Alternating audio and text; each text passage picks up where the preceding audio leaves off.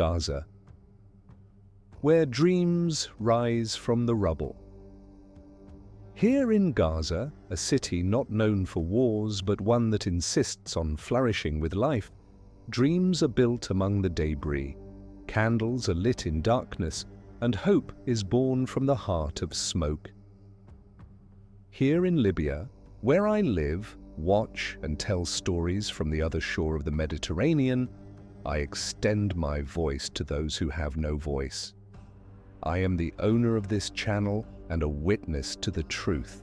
I don't carry weapons or war cameras, but I possess something stronger: words, a voice, and a conscience.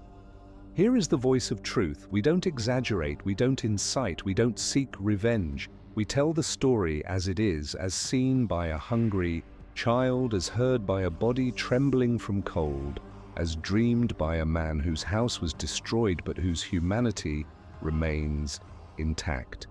In this documentary, you won't see bloody images, but you will feel the hunger. We won't show bombs, but we will tell how bread shortage can break a person.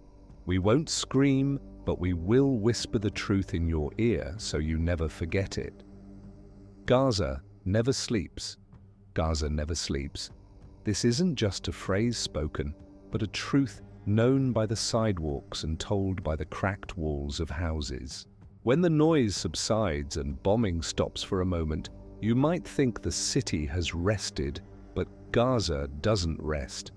It remains awake, tossing on the embers of waiting, breathing in narrow spaces of time and air.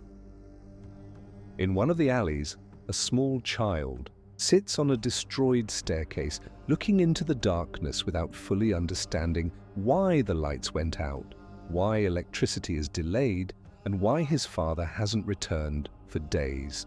Beside him, his mother covers him with an old blanket, not warm enough, but carrying in its fabric remnants of maternal comfort. In another neighborhood, a man bends over wet flour sacks trying to save what remains. His face is exhausted, his hand wounded, his voice absent, but he doesn't scream or complain. He just works in silence, like one accustomed to fighting without weapons. A woman boils water on a small stove in the corner, not to make tea, but to warm her children with its steam. You see in her face something that doesn't resemble sadness or strength, but resembles a third thing called persistence. In one of the schools turned into shelters, dozens of children sleep on the ground without beds, pillows, or bedtime stories.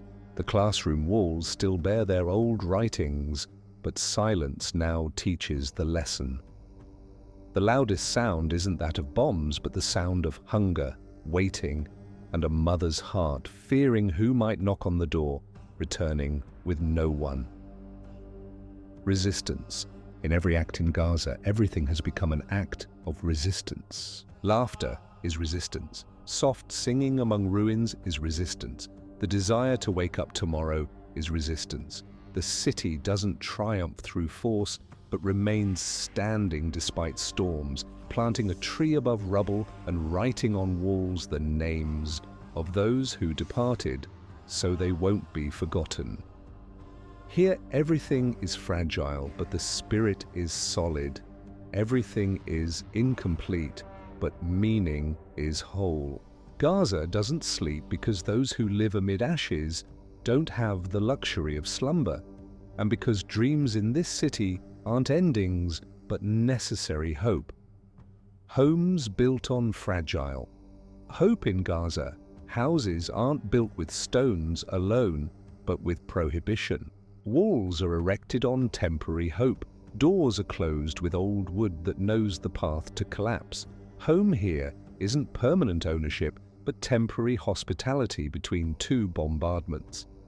In every destroyed neighborhood, and another half standing, and a third whose people shelter in memories, a woman cooks over a wood fire, not because gas ran out, but because electricity doesn't come, and bread must be ready no matter what happens. Before her, 3 children.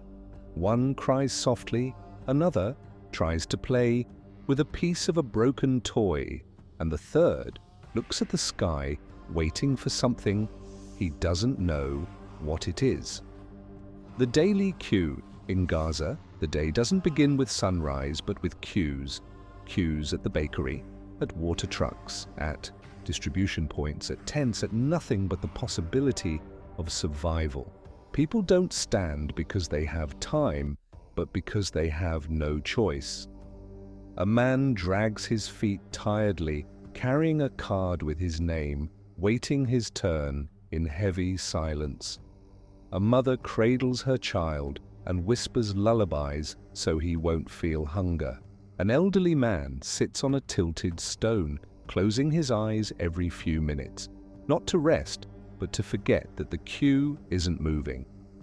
No one asks why this queue exists because everyone knows. Everyone has grown accustomed to waiting.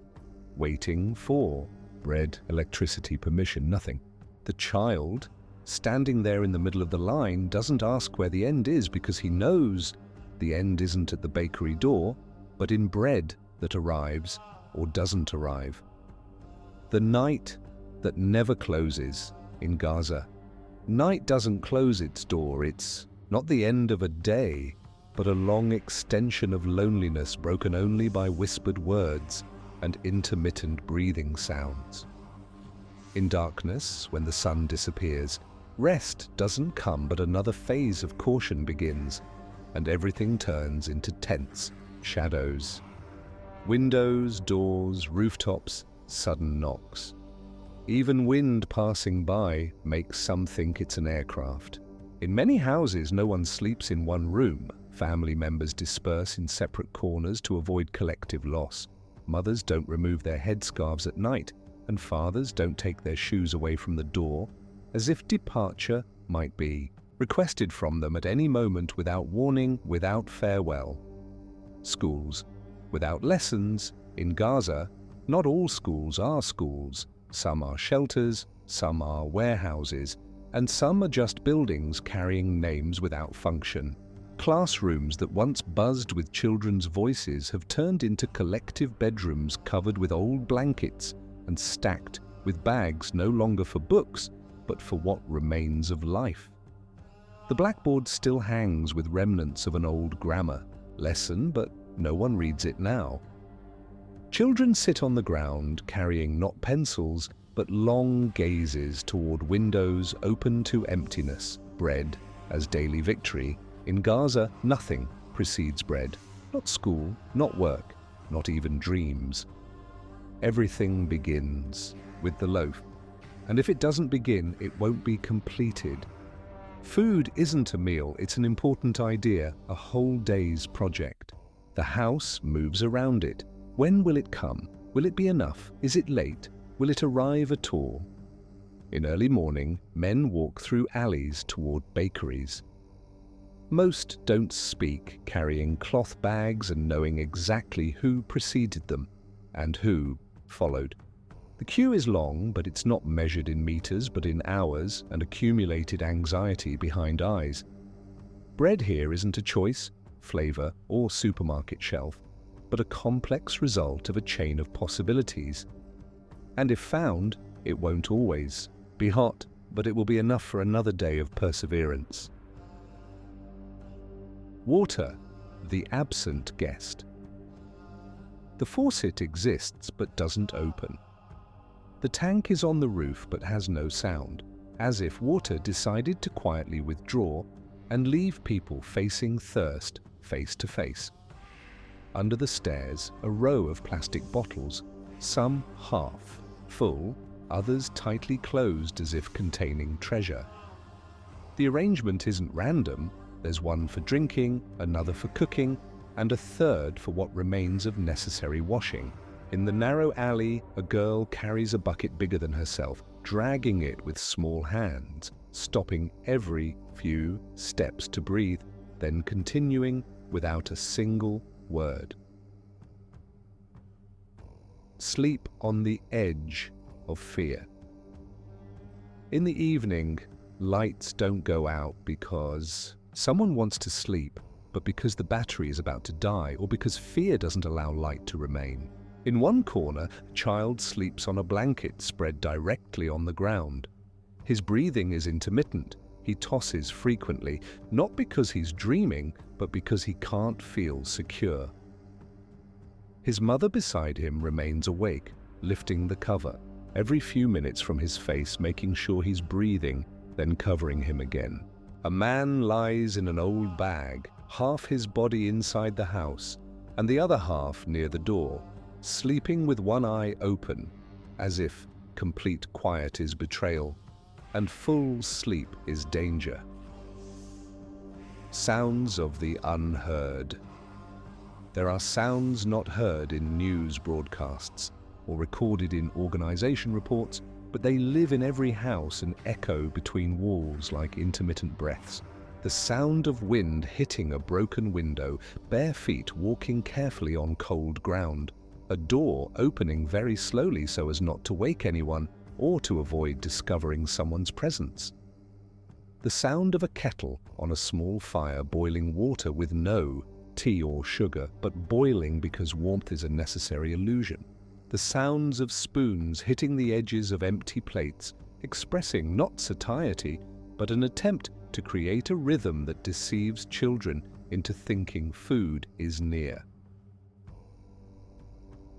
Light as an act of courage. When the city goes out, it doesn't darken all at once, but goes out gradually. Neighborhood after neighborhood, room after room, candle after candle. In the corner of a partially destroyed house, a woman cuts bread by the light of a mobile phone. The battery is at its end, but she postpones turning it off until she finishes what she's doing, as if believing that if light remains an extra minute, it might change something in this extended night. Light here isn't electricity, but courage, small stubbornness in the face of complete absence. A single candle placed in the middle of the room. Around it, children whisper, eat slowly, and laugh from time to time, not because they don't feel fear, but because they're trying to be normal despite everything. Memory as resistance. No one here owns a diary, but faces remember everything. The picture that fell from the wall, the path whose features changed, the street that was crowded and disappeared. The child doesn't remember his grandmother completely, but he remembers her smell when she hugged him, and her voice singing to him in darkness when he was afraid of the first bombing he heard in his life. Memory here doesn't need paper. It lives in unseen details, a spot of light on the ground, a piece of bread forgotten on the shelf, a worn piece of cloth, a song that passed from an old radio. When people sit together, they don't talk about politics or argue about tomorrow, but exchange fragments from yesterday. These memories aren't cried over, but told calmly, as if they're the only proof that the past existed and that something beautiful happened here one day, in this place. Forgetting is a luxury, and memory is resistance, because those who don't remember may find no reason to continue. Living on the edge of maybe. No one here owns a plan for tomorrow. Time isn't counted in days, but in safe passage through another night. Survival is no longer an achievement, but a habit repeated every morning, without celebration and without guarantee.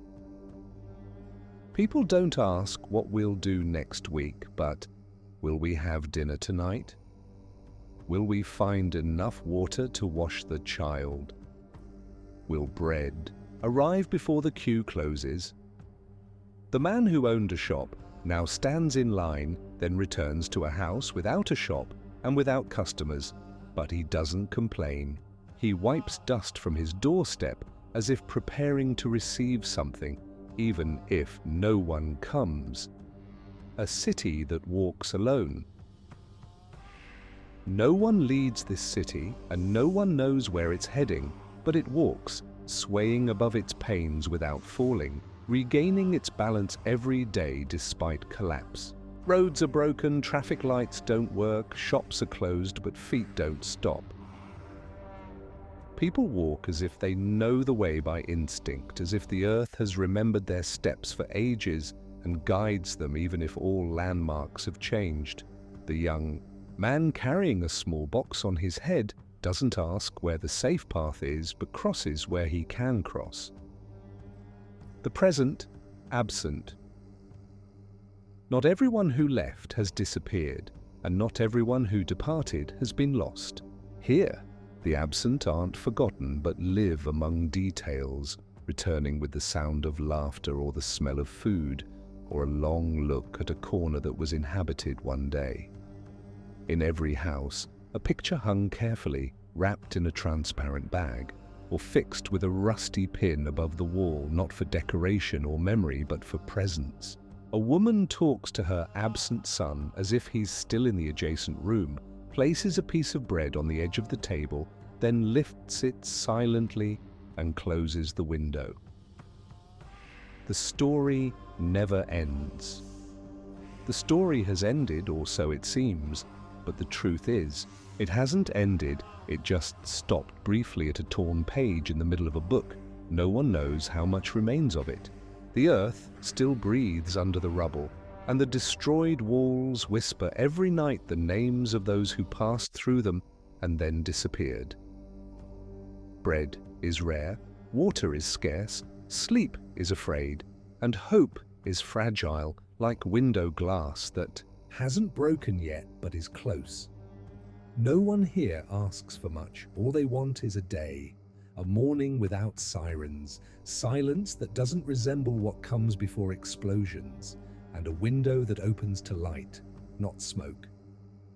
I am a son of Libya from another shore of this sea.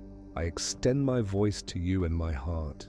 It wasn't in my power to carry weapons, open a safe passage, or stop bombing, but I can say a word, raise a prayer, keep your story alive. For every child in Gaza who found no cover, for every mother who lost a son and found no grave, for every father gathering bread from under rubble, you are in the heart, in prayer, and you are the ones who teach us that dignity cannot be bombed. This is how the last page closes, not with a period, but with a small scar on conscience. If we're asked one day where we were when Gaza was bleeding, we say, we were listening, telling, and praying, hoping that words might keep something of the spirit standing. And God alone knows how much hope is in the heart, and how much delayed response is in heaven.